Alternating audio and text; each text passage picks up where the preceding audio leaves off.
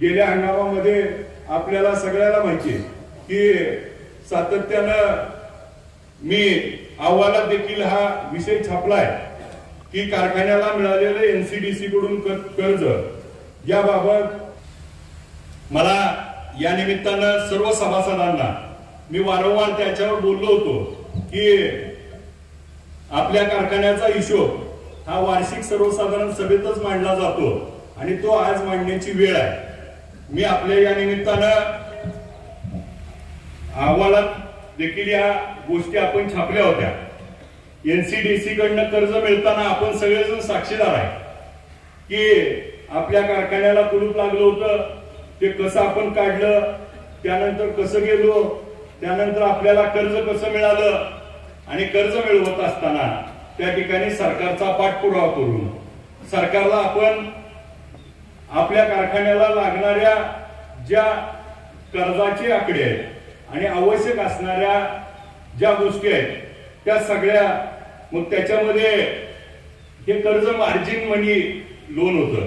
मग याच्यामध्ये आपल्याला कशा कशाला पैसे मिळू शकतात, तर ऊस बिल द्यायला, कोणती वाहतूक असेल, मग काही पगार असेल, शासकीय देणी असेल आणि काही बँका आपल्याला ओटीएस करायचे असतील अशांसाठी, आणि आपल्याला खेळतं भांडवल म्हणजे आपल्याला तोडणी वाहतुकीला पैसे द्यायचे, रिपेअर मेंटेनन्सला पैसे द्यायचे, आपल्याला स्टोअरला आपल्याला मटेरियल आणायचे, पीपी बॅग, केमिकल, चुना, गंधक ह्याच्यासाठी पैसे मिळतात। तर ह्या माध्यमातून आपण 372 कोटी 84 लाख रुपयाचा त्या ठिकाणी प्रस्ताव आपण सादर केला होता आणि मग आपल्या बॅलन्स शीट नुसार काही आपण मांडणी केली आणि सरकारला त्या ठिकाणी प्रस्ताव दिला।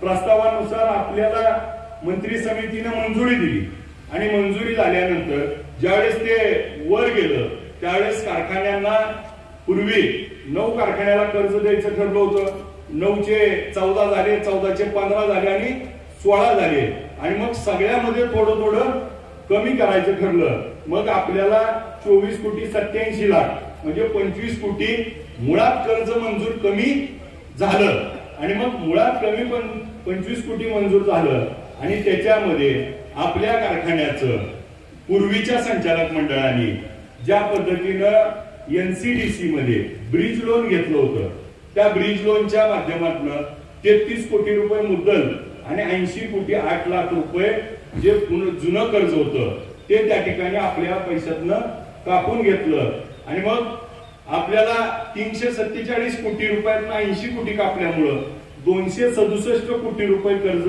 त्या ठिकाणी प्राप्त होणार होतं। त्या दरम्यान मध्ये एक कारखाना पुणे जिल्ह्यातला हायकोर्टात गेला आणि हायकोर्टात त्या ठिकाणी कर्ज वाटपाला स्थगिती दिली।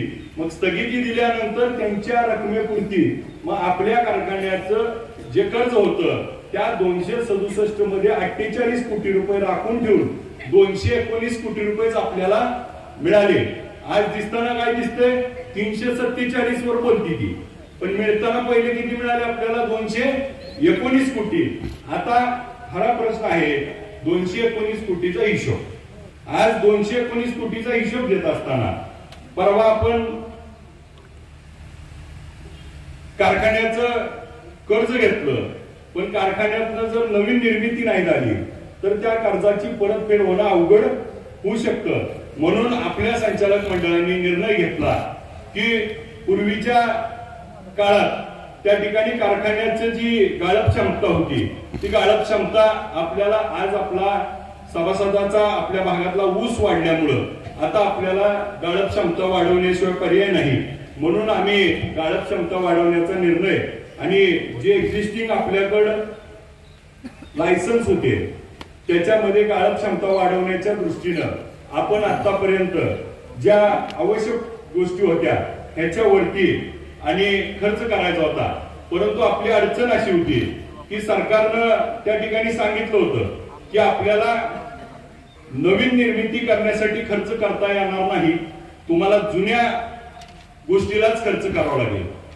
आता सरकारची गोष्ट अशी आहे की कधी कधी शालेवंताच्या पहिल्यांदा सरकार सांगते की तुम्हाला मागची देणी द्यायची आणि ज्यावेळेस आपल्याला कर्ज मंजूर झालं आणि 1.5 महिन्यानं सरकारनं GR काढला. तिथून पुढे कारखान्याची मागची देणी द्यायला पैसे देणार नाही, तर नवीन काय बसवायचं असेल तरच पैसे देईल. आणि पहिल्या GR मध्ये होतं मागची देणी द्यायची, नवीन काय बसवायचं नाही. मग आता आपल्याला कर्ज मिळाले, कर्जाचा उपयोग केला पाहिजे. मग कर्जाचा उपयोग करत असताना कारखाना तर वाढवला पाहिजे. मग त्या ठिकाणी चार्टर्ड अकाउंटंट CAचा सल्ला घेतला आणि मग आपल्याला देणी काय होती, तर त्या वर्षीचं आपलं उसाचं बिल होतं. ते उसाचं बिल देत असताना आपल्याला 2 टप्प्यात, म्हणजे पहिल्यांदा ज्या गाळप हंगामाच्या आधीचं बिल होतं आणि जी द्यायसाठी आपण पैसे ठेवले होते, मग आपण डोकं चालवलं आणि हे असं डोकं चालवलं की आपली साखर त्या ठिकाणी विकायची थांबवली. साखरेचा भाव खाली आलेला होता. साखरेचे भाव त्या ठिकाणी 3200 रुपयाच्या आसपास आले होते. म्हणून आपण साखर विकायची थांबवली आणि आपण कर्जाच्या पैशातनं ऊसाचं बिल चालूच दिलं. मग 2803 रुपये सगळ्याला बिल मिळालं. मग आपलं डोकं चालल्यामुळं काय झालं, तर सगळं बिल त्या ठिकाणी गेलं आणि साखर मात्र आपल्याकडे गोडाऊनला शिल्लक राहिली. त्याचे 2 फायदे झाले. ह्या साखरेच्या उत्पन्नातनं आपल्याला एक्सपेन्शन करता येत होतं आणि दुसरं असं होतं, आपल्याला ह्या साखरेला 3200 रुपयाचा भाव 3700 रुपये झाला. त्याच्यामुळं 500 रुपये वाढले आणि त्याच्यामुळं आपला ऍव्हरेज रेट 3555 रुपये आला. नाहीतर आपला किती आला असता. मग उसाला जे आपल्याला 3500 रुपये भाव द्यायचा आहे त्याला अडचण आली असती, म्हणून ही डोकं चालवलं. मान्य आहे का सगळ्याला? आता याच्यात मला खोलात जाऊन सांगायचंय की ह्याच्यामध्ये आपल्याला सरकारने 59 कोटी रुपये उसाचं बिल द्यायला सांगितलं होतं. आपण दिलं 86 कोटी. आपण किती जास्त दिलं? 27 कोटी साखर. आता आपल्याला तोडणी वाहतूक त्यावेळेस जी शिल्लक राहिली होती ती 38 कोटी देणं होतं. परंतु कर्ज मिळेपर्यंत आपल्या पैशातनं आपण देत गेलो, त्यामुळे देणं राहिलं होतं 23 कोटी. आपण दिलं 23 कोटी 81. म्हणजे कमी किती दिलं? 15 कोटी. आपल्याला पगारासाठी 41 कोटी रुपये आले होते. मग आपल्याला जर एक्सपेन्शन करायचंय आणि 105 कोटी रुपये कमी आले, तर आपण कशात तर कमी केलं पाहिजे. म्हणून मी त्या ठिकाणी सगळ्या ह्याच्यात थोडा मग 21 कोटी 63 लाख रुपये पगारीसाठी बाजूला केले, 50% रक्कम. व शासकीय देणी 7 कोटी 9 लाख होती, त्यातली 3 कोटी 14 लाख दिली. आता व्यापाऱ्याच्या देण्याच्या बाबतीत सातत्यानं टीका होते. व्यापाऱ्याचं देणं 59 कोटी रुपये कर्ज घेतलंय. ही मला सगळ्याला नम्रपणे सांगायचंय, हे काय सरकारचं अनुदान नाही की बाबा ही ह्याच्या नावावर आलं आणि ह्यालाच दिलं पाहिजे. ही कर्ज आहे आपल्या कारखान्याला, याचं असं फेडायचंय. मग संचालक मंडळाने काय बघितलं पाहिजे, जुनी 2010-11 पासून जी देणी द्यायची त्याच्यापेक्षा आधी आपला कारखाना मोठा करू, कारखान्यात उत्पन्न करू आणि मग आपण थोडी थोडी देणी देत राहू. ही काय आजचं आहे का? बरं 2010 ते 18 मध्ये झोपली होती काही? बंद होता तेव्हा काय केलं असतं? कुणाकडे घेतलं असतं? पैसे तसंच राहतो वाहनवाल्याकडे. मग आता आताची परिस्थिती आपली अशी आहे की आपण त्यातली आज ठेवी माघारी गेली होतं की दिल्या नाही त्या, आपण तशाच पुढं आपली कारखाने परिस्थिती सुधारल्यावर देऊ. आपल्या ठेवी म्हणजे कोणत्या परत गैरसमज होईल. आपण निवडून आलो, आपण निवडून आल्यावर कारखाना चालवायला अडचण होती, पैसे मिळत नव्हते. म्हणून आम्ही संचालक मंडळाने आपल्या सभासदाला आव्हान केलं होतं, आठवत असेल पहिल्या वार्षिक सभेत. तर कुणी 2 लाख 5 लाख 10 लाख असं 7 कोटी महाराज 9 लाख रुपये गोळा झाले आणि सरकार म्हणतं की हे ठेवी घेता येत नाहीत. मग सरकारचं धोरण बघा, काही वर्षापूर्वी 2022 मध्ये घेता येत नाही म्हणत होतं आणि 2023 ला GR काढलाय की सरसकट सगळ्याकडनं आता ठेवी घ्या. त्यामुळं आता आपल्याला ठेवी घ्यायला परवानगी असल्यामुळे आपण त्या ठेवी परत दिल्या नाहीत आणि त्याला आपण व्याज देतोय. भविष्याच्या दृष्टीने आपल्याला याच्यामध्ये आपल्या सगळ्यांचं सहकार्य देखील लागणार आहे. आपल्या कारखान्याची बँक ऑफ बडोदा ची कर्ज होतं ते 15 कोटी 12 लाख रुपये होतं. आपल्याला सगळ्याला माहिती आहे ते 15 कोटी 12 लाखाचं कर्ज जवळपास 29 कोटीच्या आसपास गेलं होतं. आणि मग आपण ओटीएस चा प्रस्ताव बँकेपुढे ठेवला आणि बँकेला त्या ठिकाणी आपण 5 कोटी 5 लाखात आपण मिटवलं. मागच्या वार्षिक सभेत पण आपण हे सांगितलं होतं. आणि मग ते आपण विचार केला तर आपल्या मुद्दलाच्या आपण 30% आपण आलो. दुसरं एक होतं की आपल्याला एनसीडीसीचं जे लोन आहे आणि आपल्या कारखान्याचं बँक ऑफ इंडियाचं आपण लोन होतं. मग आता त्याच्याबाबत पण टीका टिप्पणी झाली. मला त्याच्याबाबत पण आपल्याला खुलासा करायचा आहे की बँक ऑफ इंडियाच्या बाबतीमध्ये 843 लोकांच्या नावावर 58 कोटी 19 लाख रुपये कर्ज घेतलं होतं. ते व्याजासहित झालं होतं 71 कोटी 70 लाख. आणि मग त्यावेळेस ओटीएस करत असताना आता बघा आपलं ही ओटीएस झालं 19 साली. आता आपण मुद्दलाच्या 30% भरले. मुद्दलाच्या त्यावेळेच्या संचालक मंडळाने मुद्दलाच्या 60% भरली. पुन्हा जागाव गेलं सभासदच कारखान्याचं गेलं ना. ते 33 कोटी रुपये ठरलं होतं. ते ओटीएची रक्कम जे हप्ते भरायचे होते ती वेळेत भरले गेले नाही म्हणून 94 लाख रुपये दंड लागला. आणि कायदेशीर वगैरे सगळं मिळून 2 कोटी 68 लाख 78 लाख रुपये सातत्यानं बँक आपल्याला मागत होती. आणि मग ह्या 843 लोकांचं उतारे कमी बोजे त्याचं ओटीएस झालेलं त्याला दाखला मिळत नव्हता. परंतु आपण त्या ठिकाणी सगळ्यात महत्वाची अडचण काय होती त्यातली तर त्याचं 50 लाखावर सेटलमेंट केलं आपण. जे 2 कोटी 78 लाख होते. परंतु त्याच्यातला महत्वाचा बाजू असा होता की आपल्या कारखान्यानं पूर्वी एनसीडीसी कडनं ब्रिज लोन घेतलं होतं जे एसडीएफ साठी घेतलं होतं. आणि ते 19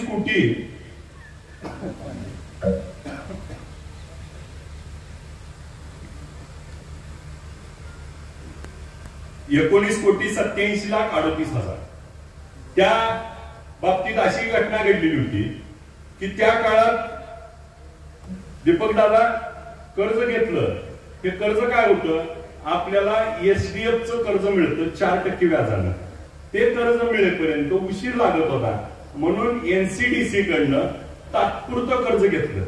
म्हणजे ते कर्ज मिळाल्यावर हे कर्ज भरायचं म्हणून ब्रिज लोन घेतलं. आणि घोटाळा असा झाला कुणी केला मला माहित नाही. मला माहित आहे पण मी सांगत नाही.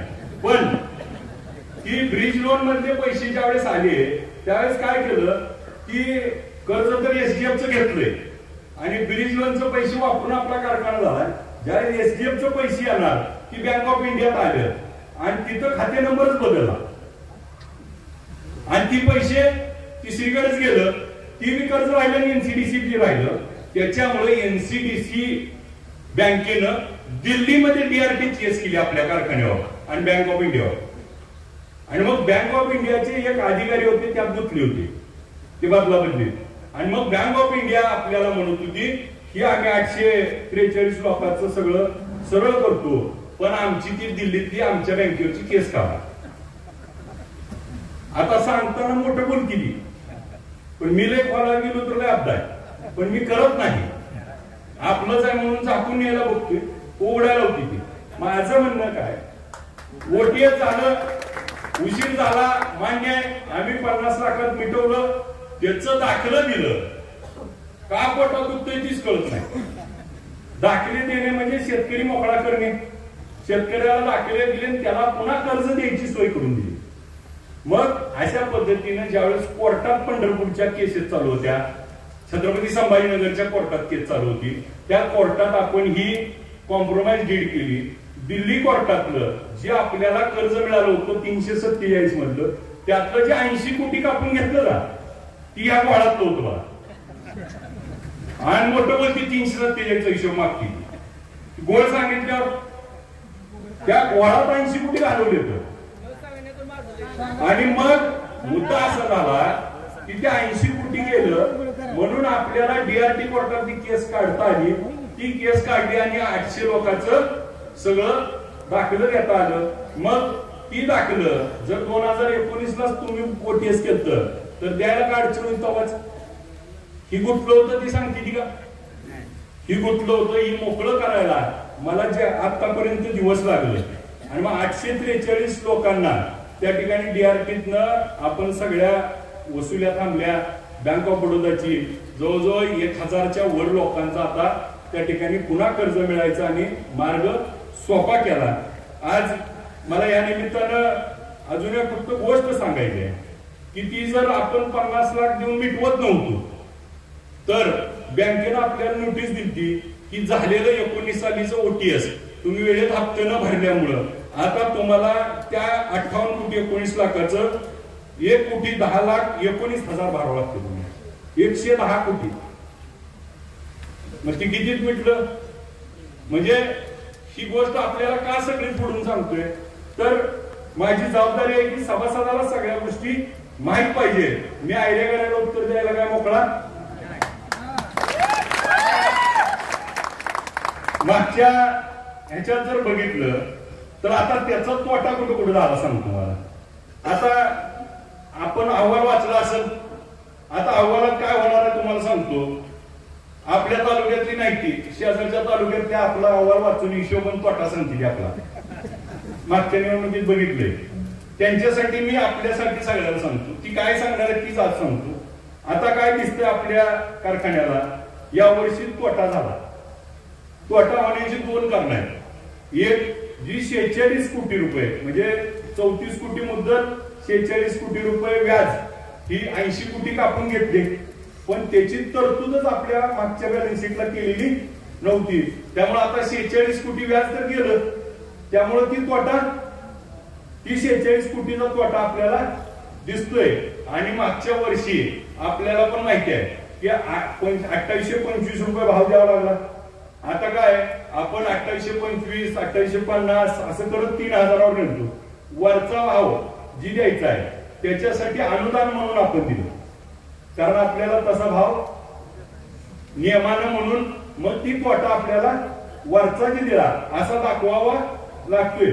मग ही गोष्ट सगळ्याला माहित असावी म्हणून ही सगळ्या गोष्टी आपण सगळ्या समोर मांडतोय. आज बँक ऑफ बडोदाच्या 245 लोकांचं त्या ठिकाणी आता खातं क्लिअर झालंय आणि बँक ऑफ इंडियाच्या 843 लोकांचं त्या ठिकाणी आता खातं क्लिअर झालंय.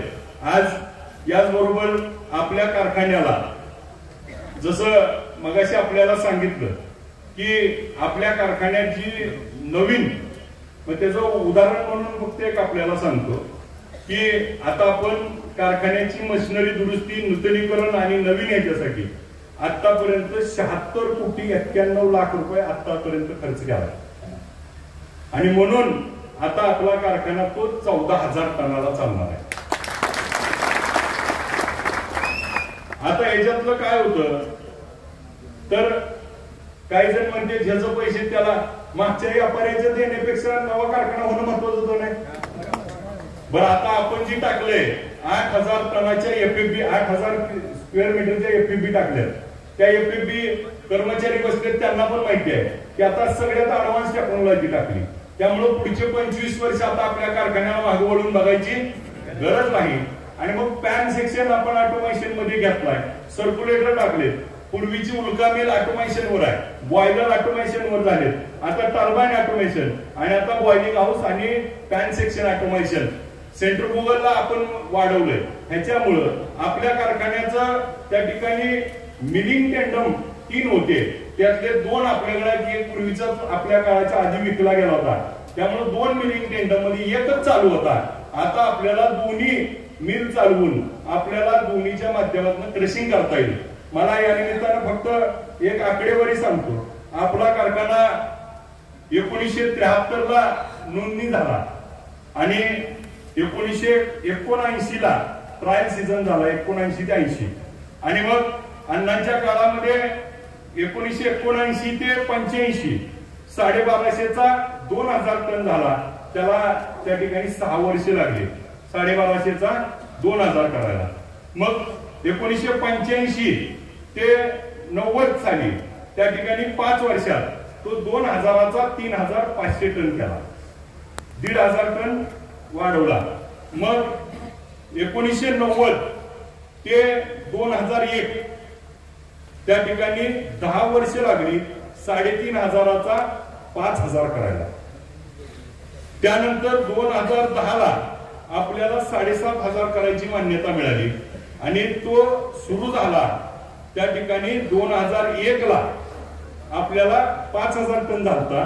2016 साली 16 वर्षानं 5चा 7.5 झाला, 2,500 वाढला. किती वर्ष लागली? 16. आम्ही निवडून आलोय 2022ला. 7.5चा आता 14 केलाय 3 वर्षात.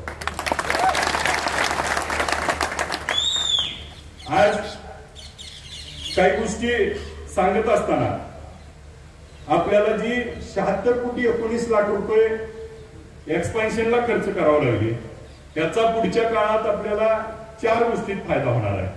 पहिला फायदा काय होणार आहे तर 220 टन स्टीम आपल्याला कारखान्याला आहे 3 बॉयलरची, आणि त्या 3 बॉयलर वरती पूर्वी आपलं 30 टन 30 मेगावॅट टर्बाईन होतं. आता आपण 3 आणि 2.5 जुनं त्या ठिकाणी चालू करायला घेतलंय.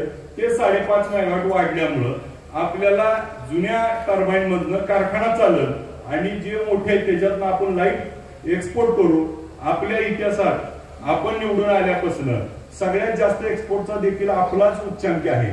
आणि मग आता पुढच्या काळामध्ये 6 कोटी युनिट लाईट एक्सपोर्ट करण्याचा त्या ठिकाणी आम्ही उद्दिष्ट ठरवलंय आणि त्याच्या माध्यमातून आपल्याला मोठा फायदा शेतकऱ्याला दर देण्यासाठी होणार आहे. याचबरोबर त्या ठिकाणी आपल्या कारखान्याचं जे डिस्टिलरी प्रकल्प आहे हा 30,000 लिटरचा होता. त्याला मॉडिफिकेशन करून 50-55,000 केलं. गेल्या वर्षी दोन्ही कॉलम त्या ठिकाणी डिस्ट्रॉय झाले, त्या ठिकाणी बदललेत आणि आता आपल्या सगळ्याच्या माध्यमातून गेल्या वार्षिक सभेत देखील इथेनॉल प्रकल्प 100 KLPDचा टाकण्याची आपण सूचना मांडली होती, आपण मान्यता दिली होती आणि त्याचं आता काम चालू आहे. त्यामुळे 100 KLPD 1,00,000 लिटरची इथेनॉलची आता आपली काम सुरू आहे आणि ती आपल्याला जानेवारी पर्यंत चालू होईल. म्हणजे आपली एक्सपान्शन करण्याची जी भूमिका आहे त्याच्या मागचं कारण असं आहे की आपल्या भागातला ऊस वाढलाय, आपलं एकरी उत्पादन वाढलंय आणि मग आपला ऊस वेळेत जायला पाहिजे. शेतकरी नाराज न होता तर आपल्याला गाळप करण्याच्या दृष्टीनं आम्ही ही काही पावलं उचलली.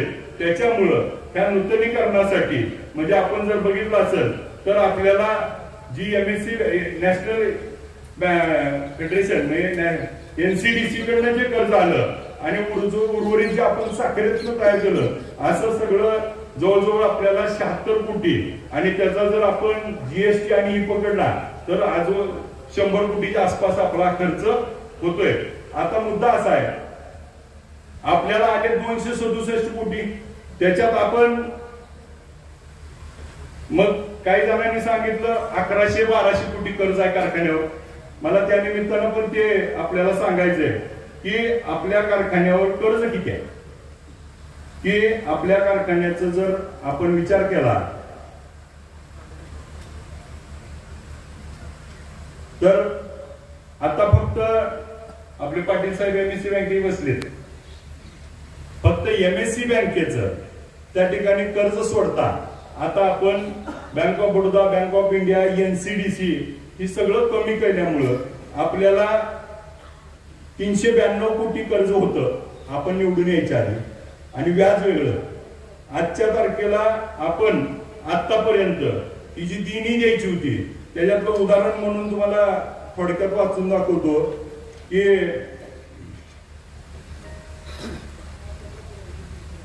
आपण निवडून यायच्या आधीचं ऊसाचं थकीत बिल, तोडणी वाटणूक आणि MSC बँकेला आतापर्यंत जुनी साखर आणि आम्ही भरलेले असे 35,27,00,000 रुपये, जुनं लाईट बिल 92 लाख रुपये, GST 44 लाख, जे जुने कर्मचारी रिटायर झाले त्यांचे 5,55,00,000, NCDCचं जे आता 80 कोटी कर्ज कमी झालं आणि सप्लाय जे करणारे होते त्याचे जवळजवळ आपल्या ग्लोबल म्हणून एक कंपनी होती ज्याला मागच्या संचालक मंडळानं 28 रुपयाला इथेनॉल विकलं होतं, SDS विकलं होतं आणि त्याचा बार्शी कोर्टात स्टे आला होता. आम्हाला सगळ्या संचालक मंडळाला बोलवलं आणि स्थगिती होती. तर त्या कोर्टाच्या आदेशानुसार 11 कोटी रुपये आपण जुनं दिलं आणि bank of India, bank of Baroda असं मिळून आजपर्यंत आम्ही निवडून आल्यापासून आतापर्यंत मागचं 175 कोटी 82 लाख रुपये देणं दिले.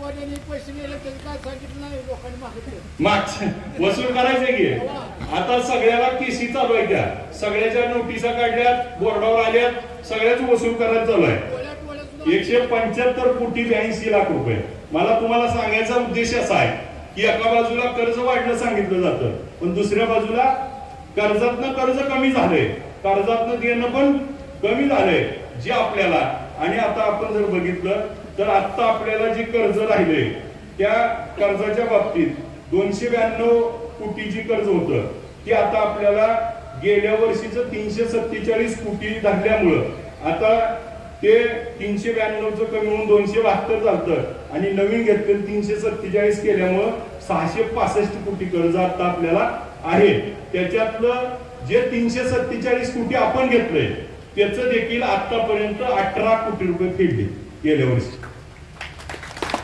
हप्ता पाडलाय की हप्ता आपला चोख गेलाय आता जी एनसीडी एमएससी बँक आहे जे आपले त्यांच्याशी आपल्या बोलणं चालू आहे आणि त्याच्यातनं मार्ग काढला पाहिजे कारण मुद्दलापेक्षा व्याज जास्त झाले आणि त्याच्यात तोडगा काढायसाठी राज्याच्या मुख्यमंत्र्यांकडे आणि त्यांच्याकडे प्रस्ताव दिलाय आणि त्याच्या माध्यमातून आपल्याला तो देखील तोडगा काढण्याची भूमिका आम्ही त्या ठिकाणी घेतोय मला या निमित्तानं अनेक गोष्टी त्या ठिकाणी आहेत परंतु आपल्याला ज्याला वाटत असेल की बाबा मला ह्या विषय कळाला नाही तर माझी आपल्या निमित्तानं विनंती आहे की तुम्हाला कुणाला जरी काय कळालं नाही असं वाटलं तर मला येऊन भेटा मी तुम्हाला हिशोब देतो लेखी द्या लेखी उत्तर देतो कारण आपण जी काय प्रश्न विचारताय त्याला उत्तर देणं माझं कर्तव्य आहे परंतु आपण कुठल्याही बाबतीत कारखान्याची बदनामी होईल असं कोणी न वागल्यामुळं जर आपल्याला उद्या बँकेकडनं आपल्याला जे ओटीएस करायचंय उद्या कारखाना चालवायचा आहे ह्याच्यासाठी लागणाऱ्या गोष्टी असतात आता आपल्याला जे कर्ज मिळालं त्याच्यातले आपले 76 कोटी रुपये नवीन करायला गेले त्याला जीएसटी सहित जी रक्कम गेली आणि आता मूळ मुद्दा असा आहे की आता कारखान्याचे जी पैसे मिळाले होते त्याच पैशात ह्या वर्षी आता आपण टोळ्याला पैसे दिलेत सगळ्याला 2 हप्ते तिसरा हप्ता 2 दिवसात द्यायचा आहे तर आतापर्यंत आपण 52 कोटी 59 लाख रुपये टोळ्यांना हप्ता दिला आता 8 कोटी रुपये द्यायचे राहिलेत तिसरा हप्ता दिला की टोळ्या आणायला मोकळ्या झाल्या बऱ्याच जणांनी येऊन माझ्याकडे घेऊन बी गेली तिसरा हप्ता संतोबा हसायला लागले तर कारखाना चालू होऊन आतापर्यंतच्या काळात बंद काळात पगार 7 कोटी रुपये दिली आणि देखभाल दुरुस्ती मशिनरी 14 कोटी 75 लाख रुपये म्हणजे आजच्या तारखेला 74 कोटी 34 लाख रुपये हे पैसे खरचले टोळ्याला पैसे दिले म्हणजे पैसे दिले नाही हे पैसे आले कुठनं 1 रुपया कर्ज घेतलं मागच्या पैशात शिल्लक ठेवलं पूर्वत आणलंय एक कारखान्यात 150 कोटी घेऊन दुसऱ्या चालवायला द्यायला लागली ती आम्ही मात्र त्यातनच भागवलं नाही माझ्यावर टीका करत असतील